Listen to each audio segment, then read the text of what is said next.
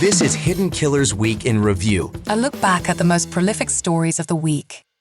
This is the Hidden Killers podcast with Tony Brueski. Featuring author, psychologist, and daily contributor, Siobhan Scott. It's always a good idea to be sure you know who is hanging out on your property, especially if you got kids around. It's one thing if it's just you, I guess, and it's up to you to put your life, your trust in someone and your well-being in your own hands. But when there's other people relying on you, you got to be a little bit more careful, or a lot more careful, especially if you had kids. That's what a lot of people are looking at and looking towards. The father of Audrii Cunningham right now wondering why, how, what happened here that you let this guy, Mr. McDougal, known by several different names, onto your property to live there.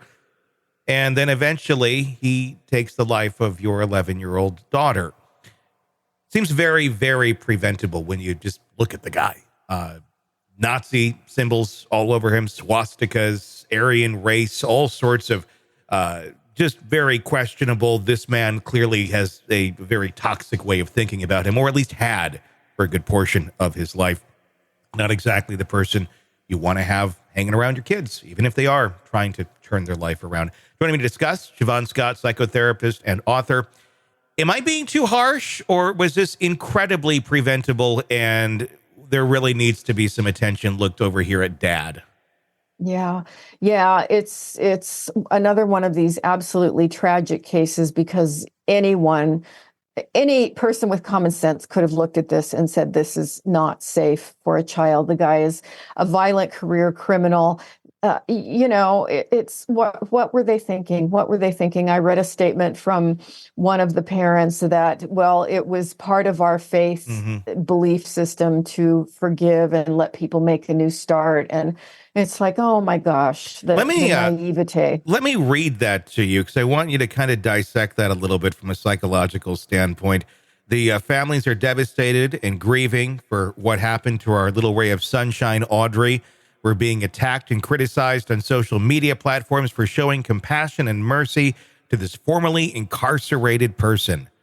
But our interactions with this person were a result of our faith, which teaches us to give our fellow man a second chance. Unfortunately, the system failed us due to a loophole in the sex offender registration system. Don Stephen McDougal had a history of disrespect for young female children. I got a lot of weird notes on this. It's like the terminology that's being used almost still kind of plays him down, but it did not show up when we checked the registry before allowing him to stay in an old camper in our backyard while he tried to start a new life. We've been aware of what we know now. This man would never have set foot in our property, much less been a part of our little girl's life. Again, I find it odd the way that some of this is worded. Disrespect for young female. Like, he tried to rape a little girl. That got pulled down on the offenses, so we didn't have to register as an offender, and we'll talk about that in a minute. But formerly incarcerated, I don't know. What's your take on this? It still seems very disconnected from reality. Very disconnected from reality. And if it's true that they had some agenda, some religious agenda, something related to their faith, again, that can distort judgment. Yeah. And you just take a look at the guy and say, this guy is bad news, would not want him around a child. Just the fact that he's a neo-Nazi, it's not a person you want around your kids. Well, I mean, and that's another thing, too. I mean, it's very interesting how quick they are to jump on the faith train of, it's our faith that made us do this. I don't think it was I think it was your ignorance that made you do this. If we're going to go down that route and, God gave you this and did that, he also gave you a brain. And if we'd like to go down that route, it'd be helpful if you used that. This just doesn't add up to me at all. It does make me wonder, and I am speculating here. Was there something else at play here? Is there another reason why this guy's in the backyard in the camper, other than just, we want to be Jesus-y this week? Yeah. It would be interesting to know the whole story of said father's friend. So what did they have in common? What did they talk about? Yeah. What kind of friendship was this? It smells stinky. This is beyond giving someone a second chance. Another thing that they do point out, immediately blaming the system, and the system certainly has flaws. But again, it's not the system that caused this to happen. It was bad parenting. Because there's also this little thing out here too, beyond the sex registry, that you could check if you're going to put somebody in your backyard. It's called Google.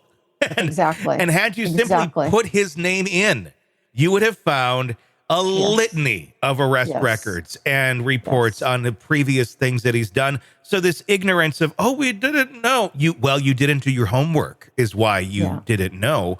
So I just don't buy that for 1 second. It's just a lot of deflecting responsibility here. But let's talk about that loophole in the system. For what is the loophole that allowed him to not be on the registry, from what you understand? This is another one of those weird things, because we always run into this. It differs from state to state.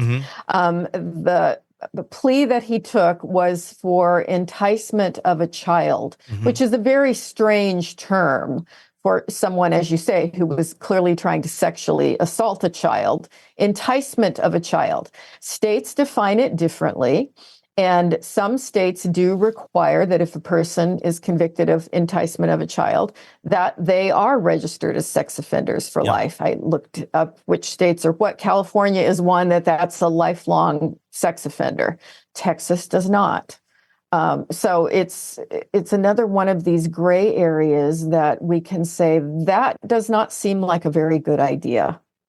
No, not. I mean, how and why, I guess, was there that differential? And we probably don't know the answer to this, but at some point, somebody, when making these laws, had to say, okay, if you go this far with the child, and I hate these terms, but if you succeed in your sick, horrible mission of violating this kid, then and you get caught, clearly you're on the registry.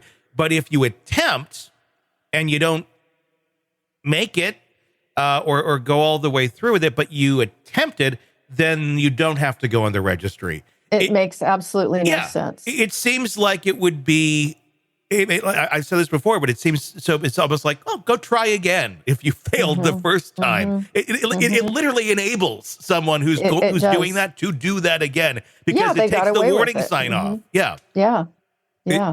That to me, I mean, it's baffling. Obviously, some reform does need to be made there, but I mean, I don't know. It's one of the cases, whenever I see a case, you look at it and you go, okay, how can this be prevented from happening again to someone else? Certainly the registry would be helpful, but some of this just comes down to parenting 101 at the end of the day, does it not? Very true. Very, very true. Yeah, because you put inadequate parents together with predators, and you have a bad outcome. Yeah, and this is exactly what that recipe was, and this is exactly what happened. I do truly hope they take a much closer look here at this. I'm not trying to kick a family when they're down. I'm sure everyone's grieving. I hope that dad is just an ignorant person. I hope that is all this ends up being.